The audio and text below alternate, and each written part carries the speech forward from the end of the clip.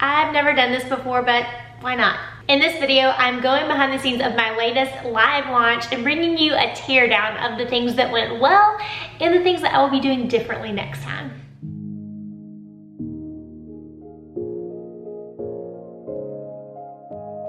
One of my mastermind sisters, Emma, recently reminded me that launching is essentially like that hype buildup that came out before a Harry Potter book or movie release. If you're a millennial like me, that may ring a bell. Remember how excited everybody got? You would line up, you would go at midnight to get that book. A launch is the same kind of thing. It's the marketing promotional period that typically has a revenue goal at the end in mind. I think we use the word launch, it's kind of a sexy term in marketing these days, a whole lot, and I'm hoping that this video pulls back the curtain a little bit to show you what they're like in my business. I talk about launches a ton. I'm a launch copywriter and messaging strategist, so not only are my clients either in product launch mode or service launch mode or even putting things on evergreen, but our brand story and website copywriting clients, as well as my students inside my program, they're launching websites. That is essentially a different animal, but it still falls under this greater umbrella of a marketing campaign or promo period. To be the very best launch funnel strategist and copywriter that I can be, I think it is important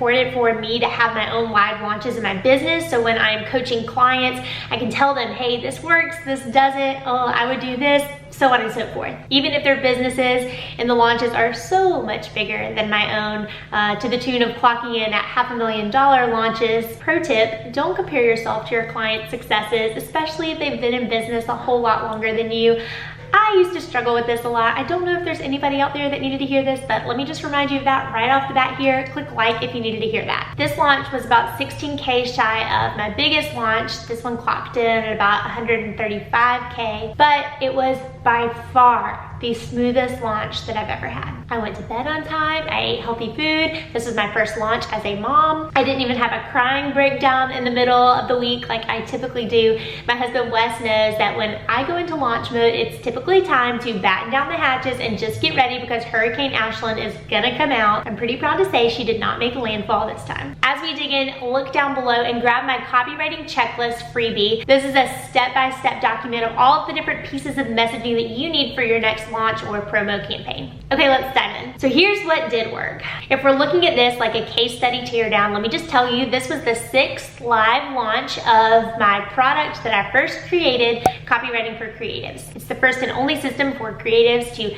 master their message and write their site in 30 days, and I love it. It's like my baby. In addition to servicing clients one-on-one on like the agency side of my business, as well as having a template shop, I have 2 programs right now, the Copywriting for Creatives program, as well as one called the Art of Efficiency. That just gives you a little background. I love testing and tweaking and experimenting in my own business. I feel like it's like a safe space. I can practice things with my people and just serve them well and kind of get a little more in the weeds with it. And remember how I said earlier, my clients a lot of times typically have a lot bigger businesses than mine. I feel a whole lot better bringing some data or information to them saying, hey, let's try this if I've tried it first. As I give you these next few tips, I want to say that for some of you, a little bit of this may be slightly over your head. Stay with me because I gave you a takeaway that I think everybody can use at the end of each little bullet point of information I'm going to bring you in this teardown. Teardown tip number 1, that was a win. I repurposed YouTube content to use on Facebook, and that really helped warm up our audiences. I've been live launching since about 2016, and I really think that this time using video that I'd already worked so hard on creating really high quality content and then using that and repurposing it, publishing it on Facebook, another platform, that helped get people used to my face and my voice and kind of let them see and test drive what I may be like as a mentor or an educator for them. Again, back in the day when I launched, I was really just relying on all my blogs, my written content to warm people up. This also helped me serve like crazy before I ever asked for money or the sale. We've had plenty of clients that are like, all right, I'm ready to launch. They were ready to launch yesterday, and that was a chance for me to say, whoop, pump the brakes, because what would really help us here is to plan out a 6, 8 week, maybe even longer for some things, campaign where we're just serving and we're really starting to make those dominoes fall and get people to start to understand how they may need this service or how they may need this product. Your audience needs to feel like you've given like crazy as you head into launch, I think. One of the best compliments I ever get is when somebody tells me, Ashlyn, I bought this because I've soaked up so much of your free stuff and I just feel like I need to pay you to say thank you. God, it makes me feel so good, heart and a pedal on the floor. Takeaway here, no matter if you're a product or a service-based creative small business, I want you to consider video. I really think it's important for getting that personal touch and reminding people that on the other side of the screen, there is a real breathing person that wants to help them out. Teardown tip 2, let's talk about email optimization hacks. Specifically here, I want to talk to you about using micro copy in the preview line as well as not sending emails from a support@ email address. I really think that leveraging both of these things helped us increase open rates from 41% in 2018 to 45% here in early 2019. Industry standard for my niche typically hovers between 20 and up to 25% on a good day. So yay. And let me say here, when I'm talking about preview text, I mean that little bit of copy that you can have a little bit of fun with when you're sending out emails. That's the part that people see before they open an email on their mobile device.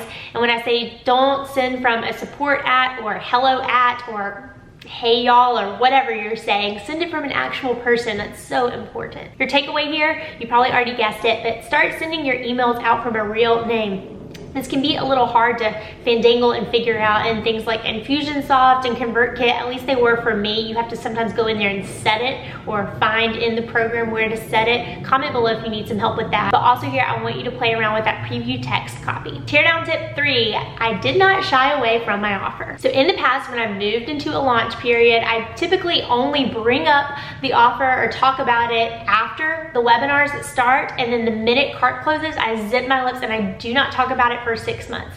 That was not serving me. I started realizing as I read voice of customer data and started listening to what was actually coming in the customer service inbox that we had people that were confused about the offer and when it opened. So the win of talking about it months before and definitely the week of before I even opened the cart, people knew about it. We even had so many sales on day 1 of women and men too that had been saving up for months to be able to join. It felt really good for me too to just be honest about it. Your takeaway tip here, say the names of your products and services in your marketing. Don't shy away from it, especially if it's something that you kind of own the little phrase for, talk about it. One other little tip here, I did a journaling exercise and kept it on my desk during all of the workshops and just whenever I was talking to students to remind me of how this had helped people. I know I'm not curing cancer or anything, but I also know that my product has helped people and made a big dent in their lives. So that may be a little takeaway for you as well. Teardown tip 4, I got really anal about giving a super high value workshop. I hate fluffy webinars or workshops, but I do still like webinars. I like video content. I like free content in general, but I hate fluffy stuff. So my prayer is for everybody that is attending any of my workshops, whether they buy or not, that was a good investment of their 60 minutes, even if they're catching the replay. So I spent a lot of time prepping for this workshop. I had my slide deck built out far in advance. I rehearsed by myself. I actually figured out the timing to make sure I could slide into it okay. All of that was really helpful. Those are things that in the past I've wanted to do, but I haven't necessarily made the time for. I also always make a point to research whatever learnings or new tech findings are out there that could apply to the workshop that I'm leading, and I bake those in. I converted at 9.7% on a webinar, which was the highest I've ever hit and pretty high by industry standards. And I have to say that was because I put so much time into it and I was confident this time around. I'm just typically not as confident as I was this time. Takeaway here, before you speak or do any kind of education, they're right, you should practice. Teardown 1.5, we finished the funnel copy early and tested it. I completely used to not do this, especially when I was doing launches on my own. It was just me in my office sending out emails. I would be writing copy the day it should go out and sending it. It felt awful. It probably looked awful. It like kind of worked, but it was terrible behind the scenes. I was so stressed. Takeaway here, I learned back in my marketing agency days to never let anything go out of the office before you have a chance to look at it the next day with fresh eyes. I preached this, but I finally did it with this funnel, and it was so nice too during the launch not have to worry about hitting send on emails because they were already in queue and ready to go. At this point, I want to pause and I want you to tell me below, can you commit to this week? What is one piece of copy that you need to write in your business coming up that you can go ahead and get done so you can look at it with fresh eyes before it goes out the next day. Maybe it's an email newsletter, maybe it's a blog, maybe it's a caption, but how are you gonna do a better job letting something rest, coming back with it the next day and giving it a pair of fresh eyes look before you send it out. Tear down win 6 that worked. I used a really long form sales page. I can talk about sales pages all day long. I love them, I write them, they're my thing. And as a long form sales page copywriter, by the way, when I say long form, I mean like 5,000 words plus. I get asked by students all the time, do they actually work? Do people still read long copy? Yes, people read long copy, they don't read boring copy. That sales page was absolutely built for skimmers, as your sales page should be as well, but we had lots of students email in and say, I'm reading every single word, trying to decide if this is a fit or not. Can you help me with these last few questions?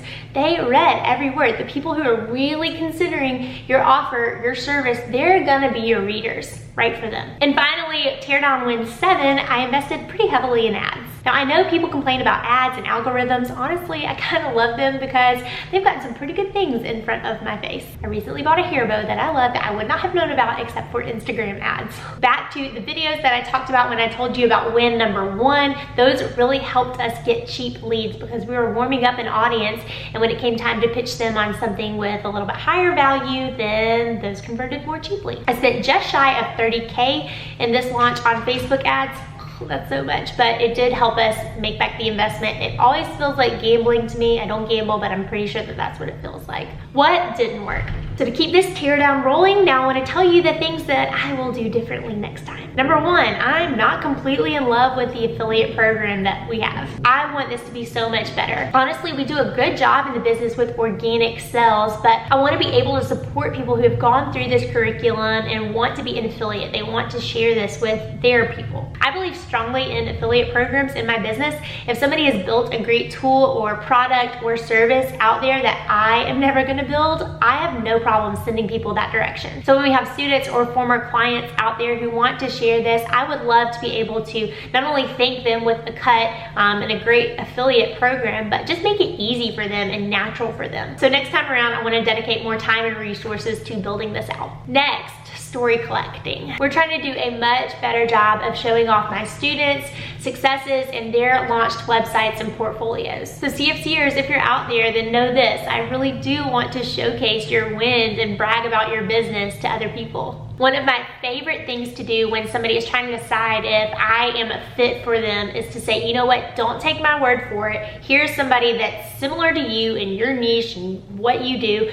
They went through it. Here's what they look like now. I want the results to speak for themselves. I don't want to be the one that's like constantly trying to sell it. Hopefully we're doing a better job of this moving forward. There is someone on my team, Sarah, out there who is committed to really telling these stories. She's a great writer, and so we want to talk about these people more. The next teardown fail, counting on software and other tech means you're dependent on them to work. Infusionsoft is the tool I use for email marketing, and one day we had a glitch where emails were slow to go out, so that meant that some people were getting 4 emails on one day. Also, at the beginning of the launch, the tool that I love to use for opt-ins, Lead Pages, was having a glitch. You couldn't click on the call to action button on your phone. That counts when you're spending lots of ad dollars on this, but it's also kind of how it goes when you work in this space. The next teardown fail is a personal problem. Childcare.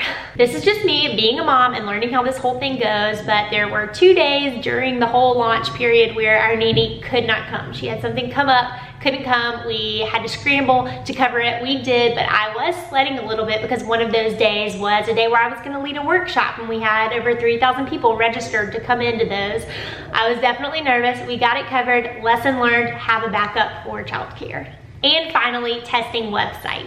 This is completely a me thing. I need to be better about making sure that every single one of our landing pages that somebody could ever hit in a funnel is tested not only on different devices, but on different browsers. So like Chrome, Firefox, Safari, so on and so forth. We had one landing page not function well on Android devices using the Chrome browser. So super specific, but boy, I heard about it. So lesson learned, I will start testing better next time. Can't believe I just talked about some of this stuff on the internet, mostly because I threw out some numbers out there, and typically I don't love sharing that, but I also just want to be completely transparent with you. I used to hear big numbers that other people were doing, and again, I told you my clients do a whole lot bigger than this, and it's easy for me to look a certain way at that, but what I've had to learn over time is there's a lot of things that go into these launches that you need to cover your costs on. So I knew I needed to bring in about at least 50K just to cover our costs, team, ads, so on and so forth. Get ready to have some go towards taxes, thanks Uncle Sam, and then also reinvest back in the business, which I pretty much do heavily around here. Not only do I love education, but I love paying contractors and new team members, as well as trying to figure out things like team retreats. I do try to give myself a tiny bonus after things like this, like going for a massage or getting to buy an outfit that I wanted. But by and large, a lot of this continues to go back into the business so we can continue to show up and consistently serve our people well. Because so much was done ahead of time and I wasn't flying solo, I got to spend launch week really getting to talk to people, getting on direct messages, video chatting with people, sending videos, even an email with people and chatting with them. That was so fun. And I hope that you've seen how having a copywriter, a launch strategist, or anybody else on your team during a launch can really help you out. It's so hard to do alone, even though a lot of us work remote or work from home. If that is you, then you will not want to miss my next video where I give my top tips for how to stay focused when you work from home.